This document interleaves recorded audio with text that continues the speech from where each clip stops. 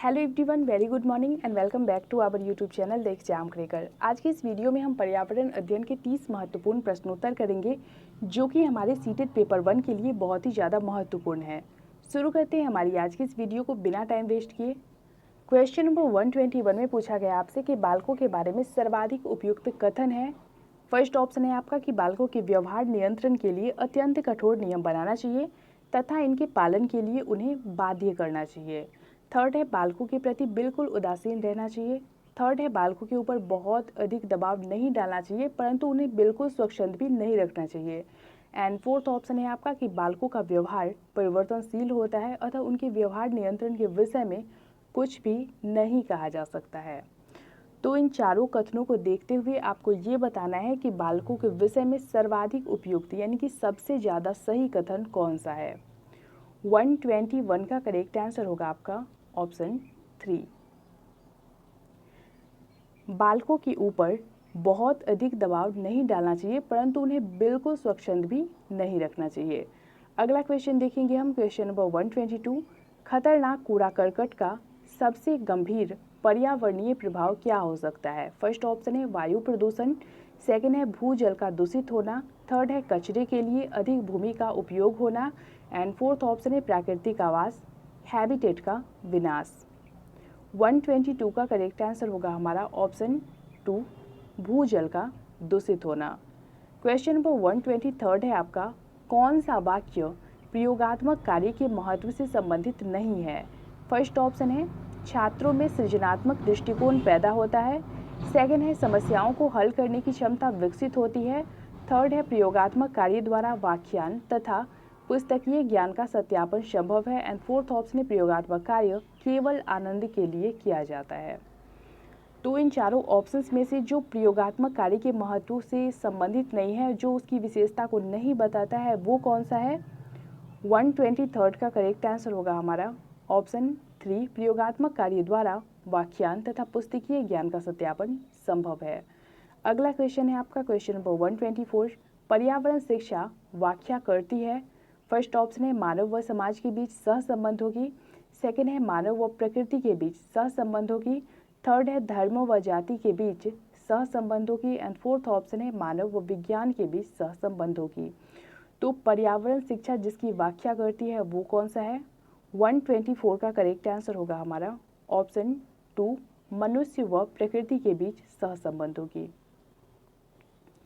Question number 125 देखेंगे, वायुमंडल में ग्रीन हाउस गैसों की बढ़ती हुई मात्रा निम्नलिखित में से किस एक के अलावा अन्य सभी का कारण है। फर्स्ट ऑप्शन है सार्वभौम तापमान ग्लोबल वार्मिंग, सेकेंड है समताप मंडल में ओजोन परत का रिक्तीकरण, थर्ड है ऑक्सीजन उर्वरन प्रभाव एंड फोर्थ ऑप्शन है कार्बन डाइऑक्साइड उर्वरन प्रभाव। 125 का करेक्ट आंसर होगा हमारा ऑप्शन 3 ऑक्सीजन उर्वरन प्रभाव।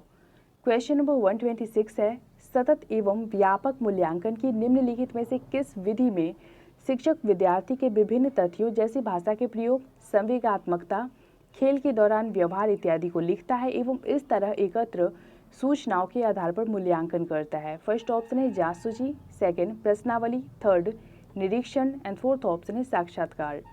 तो यहाँ पे क्वेश्चन नंबर 126 में प्रिंटिंग मिस्टेक है। क्वेश्चन पूरा ये है कि सतत एवं व्यापक मूल्यांकन की, ठीक है।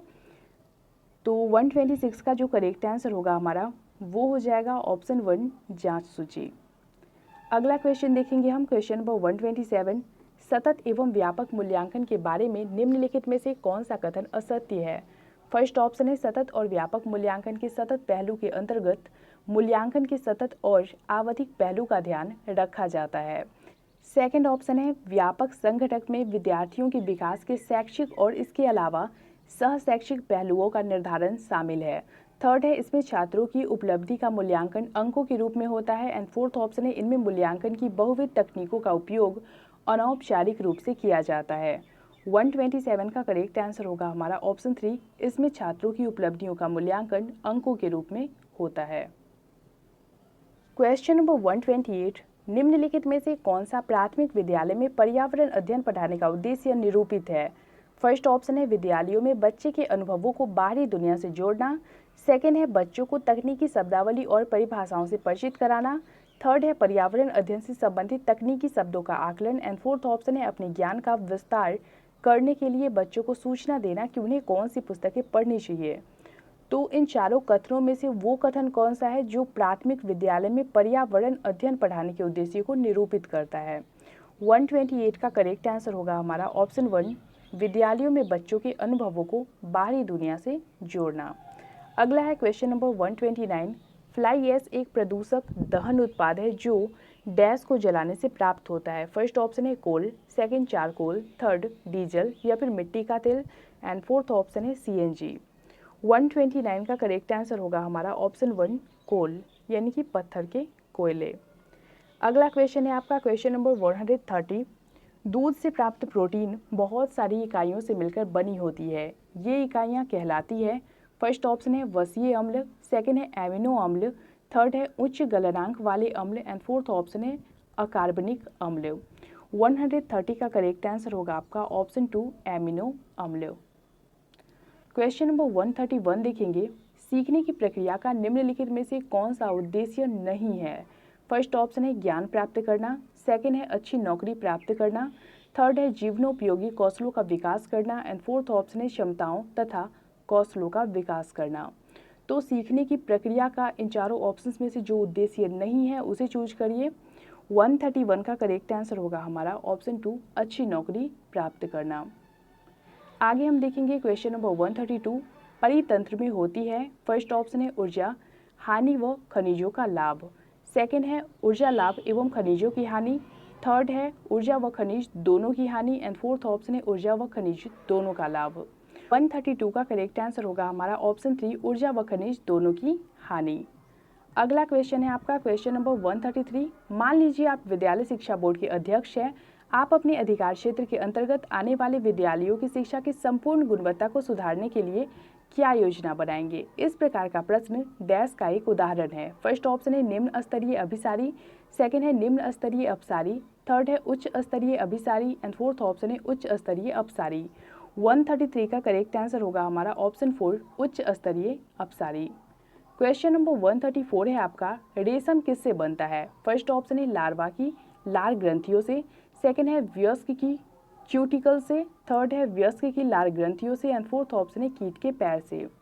134 का करेक्ट आंसर होगा आपका ऑप्शन 1, लार्वा की लार ग्रंथियों से। अगला क्वेश्चन है आपका क्वेश्चन नंबर 135, सीबीएसई द्वारा प्रस्तावित समूह परियोजना गतिविधि डैश का एक सशक्त साधन है। फर्स्ट ऑप्शन है रोजमर्रा के शिक्षण से होने वाले तनाव को दूर करने, सेकंड है अनेकता में एकता की संकल्पना का प्रचार प्रसार करने, थर्ड है सामाजिक भागीदारिता को सुगम बनाने एंड फोर्थ ऑप्शन है शिक्षकों के भार को हल्का करने। 135 का करेक्ट आंसर होगा हमारा ऑप्शन 3, सीबीएसई द्वारा प्रस्तावित समूह परियोजना गतिविधि सामाजिक भागीदारिता को सुगम बनाने का एक सशक्त साधन है। अगला क्वेश्चन है आपका क्वेश्चन नंबर 136, नीचे दिए गए आरेख में तिलचट्टा को प्रदर्शित करने वाला अक्षर है। तो यहाँ पे आप देख सकते हो एक ग्राफ बना गया है जिसमें शाकाहारी, मांसाहारी और परभक्षी है। तो तिलचट्टा जो होता है कॉकरोच वो किस श्रेणी में आएगा? 136 का करेक्ट आंसर होगा हमारा ऑप्शन 2 यानी कि मांसाहारी। क्वेश्चन नंबर 137, पाठ्य सहगामी क्रियाओं का प्रमुख उद्देश्य होता है। फर्स्ट ऑप्शन है छात्रों के विकास को बाधित करना, सेकंड है छात्र अनुशासनहीनता की समस्याओं का निदान करना, थर्ड है छात्र को उन्नतशील वातावरण प्रदान करना एंड फोर्थ ऑप्शन है छात्रों को विद्यालय छोड़ने से बचाना। तो पाठ्य सहगामी क्रियाओं का जो प्रमुख उद्देश्य होता है वो होता है आपका ऑप्शन 3, छात्र को उन्नतशील वातावरण प्रदान करना। अगला क्वेश्चन है आपका क्वेश्चन नंबर 138, वाद विवाद निम्नलिखित समस्या के समाधान में न्यूनतम लाभप्रद है। फर्स्ट ऑप्शन है जिनका केवल एक सटीक उत्तर हो, सेकंड है जिनके अनेक आयाम एवं पहलू हो, थर्ड है जो सामाजिक मूल्यों से संबंधित हो एंड फोर्थ ऑप्शन है जिसमें परिपक्व एवं स्पष्ट निर्णय लेना हो। तो जिनका केवल एक ही सटीक उत्तर होगा उस पर आप वाद विवाद डिस्कशन नहीं कर सकते। ऑप्शन 1 हमारा सही होगा। अगला क्वेश्चन देखेंगे क्वेश्चन नंबर 139, पर्यावरण अध्ययन की कक्षा में विभिन्न संकल्पनाओं को स्पष्ट करने के लिए शिक्षक द्वारा कहानी कथन का प्रयोग करना विद्यार्थियों को फर्स्ट ऑप्शन है कल्पना करने की योग्यता देता है, सेकंड है सही दिशा में उनकी ऊर्जा का सारणीकरण करने में सहायता करता है, थर्ड है पाठ्य वस्तु को स्वयं समझने के लिए प्रेरित करता है एंड फोर्थ ऑप्शन है उनमें निहित भाषाओं की विविधताओं को ध्यान में रखता है।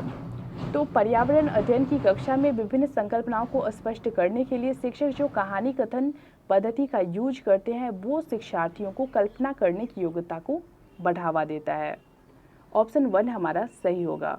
क्वेश्चन नंबर 140 है आपका, निम्नलिखित में से कच्चे मकानों की विशेषताएं हैं। ए, इनकी दीवारें कच्ची ईंटों की होती है। बी, झोपड़ियों से अधिक मजबूत तथा अस्थायी होते हैं। सी, इन्हें प्रतिदिन लीपना पड़ता है। एंड डी, इन पर चूने की पुताई होती है।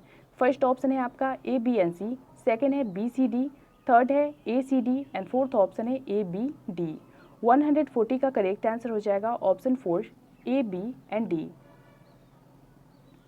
क्वेश्चन नंबर 141 है, अमाशय से संवेदी तंत्रिकाएं काटने या पूरी तरह निकालने पर फर्स्ट ऑप्शन है भूख पूर्णतः खत्म हो जाएगी। सेकंड है व्यक्ति अभिज्ञात जरूरत के हिसाब से खाएगा लेकिन उसे अंदरूनी भूख नहीं लगेगी। थर्ड है खाने में कुछ बदलाव तो आएंगे लेकिन भूख लगेगी। एंड फोर्थ ऑप्शन है मरीजों को खाने का प्रशिक्षण दिए जाने की जरूरत पड़ेगी अन्यथा वे अनजाने में भूख से मर जाएंगे। करेक्ट आंसर होगा 141 का हमारा ऑप्शन 3, खाने में कुछ बदलाव तो आएंगे लेकिन भूख लगेगी। अगला क्वेश्चन देखेंगे हम, क्वेश्चन नंबर 142, शिक्षक तथा अभिभावकों के मध्य अंतःक्रियाओं को उपलब्ध कराने का मुख्य उद्देश्य है। फर्स्ट ऑप्शन है विद्यालय में हो रहे क्रियाकलापों के बारे में जानकारी को साझा करना। सेकंड है पुनर्बलन और सुधार के लिए बच्चे की योग्यताओं और कमजोरियों के बारे में चर्चा करना। थर्ड है एक दूसरे के साथ सामाजिक संबंध विकसित करना। एंड फोर्थ ऑप्शन है एक दूसरे की कमियों को उजागर करना। तो शिक्षक तथा अभिभावकों के मध्य अंतःक्रियाओं को उपलब्ध कराने का जो मुख्य उद्देश्य है वो क्या है। 142 का करेक्ट आंसर होगा हमारा ऑप्शन 2, पुनर्बलन और सुधार के लिए बच्चे की योग्यताओं और कमजोरियों के बारे में चर्चा करना। क्वेश्चन नंबर 143 है, जंगल में आग प्रकरण को पढ़ाते समय एक शिक्षक आग की अवधारणा को स्पष्ट करते हुए निम्नलिखित प्रश्न पूछते हैं। फर्स्ट, क्या आग हाथ जला सकती है। सेकंड, खाना किस में पकाया जाता है। फिर पूछते हैं कि दो पत्थरों को आपस में घिसने से क्या होता है। शिक्षक शिक्षार्थियों में निम्न में से कौन सा कौशल विकसित करने का कोशिश कर रहे हैं। फर्स्ट ऑप्शन है वर्गीकरण कौशल, सेकंड चिंतन कौशल, थर्ड संवेगात्मक कौशल एंड फोर्थ अवलोकन कौशल। 143 का करेक्ट आंसर होगा ऑप्शन 2, चिंतन कौशल।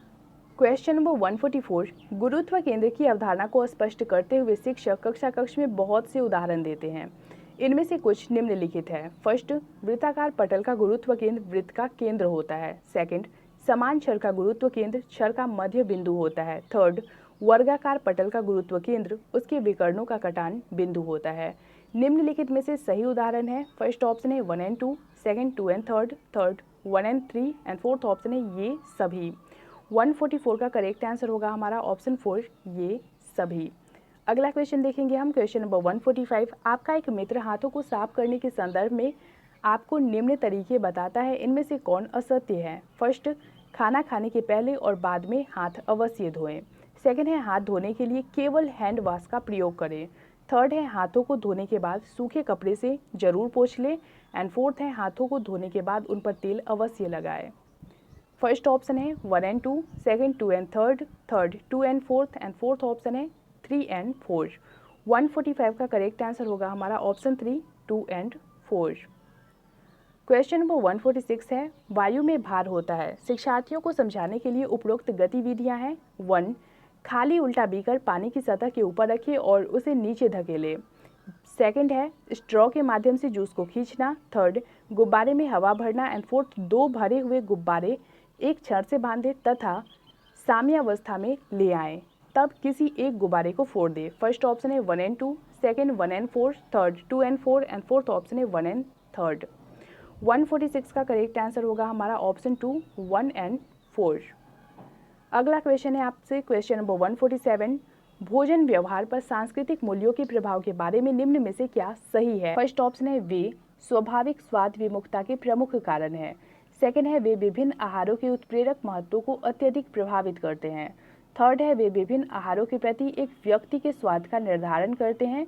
एंड फोर्थ ऑप्शन है ग्रहण किए गए आहार की मात्रा पर उनका समस्थिर प्रभाव होता है। तो भोजन व्यवहार पर सांस्कृतिक मूल्यों के प्रभाव के बारे में इन चारों कथनों में से जो सही है वो है ऑप्शन 3, वे विभिन्न आहारों के प्रति एक व्यक्ति के स्वाद का निर्धारण करते हैं। अगला क्वेश्चन देखेंगे हम, क्वेश्चन नंबर 148, अनीमिया होने का प्रमुख कारण है। फर्स्ट ऑप्शन है खून में लौह की कमी। सेकंड है शरीर में विटामिन सी की कमी। थर्ड है यकृत में पित्त की कमी एंड फोर्थ ऑप्शन है शरीर में आयोडीन की कमी। 148 का करेक्ट आंसर होगा हमारा ऑप्शन 1 खून में लौह की कमी। क्वेश्चन नंबर 149 है जीव एवं जंतुओं दोनों से मिलने वाली समान क्रिया है। फर्स्ट ऑप्शन है वृद्धि और भोजन बनाना, सेकंड है प्रजनन और भोजन बनाना, थर्ड है प्रजनन और अंकुरण एंड फोर्थ ऑप्शन है वृद्धि और प्रजनन। 149 का करेक्ट आंसर होगा ऑप्शन 4 वृद्धि और प्रजनन। क्वेश्चन नंबर 150 है भूकंप आने का मुख्य कारण है। फर्स्ट ज्वालामुखी विस्फोट, सेकंड सुनामी, थर्ड मानवीय क्रियाएं, फोर्थ व्हेल मछली का समुद्र में जोर जोर से कूदना। फर्स्ट ऑप्शन है 1, 2 एंड 3, सेकंड है 2, 3 एंड 4, थर्ड है 1, 2 एंड फोर्थ ऑप्शन है 1, 3 एंड 4। करेक्ट होगा 150 का हमारा ऑप्शन 1, 1, 2 एंड थर्ड। व्हेल मछली के समुद्र में जोर जोर से कूदने से भूकंप नहीं आएगी। तो फ्रेंड्स इस वीडियो में हमने ईवीएस के 30 इंपॉर्टेंट क्वेश्चंस किए। आपको ये वीडियो कैसी लगी लाइक कमेंट के थ्रू जरूर बताएं और शेयर भी जरूर करें अपने फ्रेंड्स के साथ। मिलते हैं हमारे नए वीडियो में, तब तक के लिए पढ़ते रहिए बढ़ते रहिए।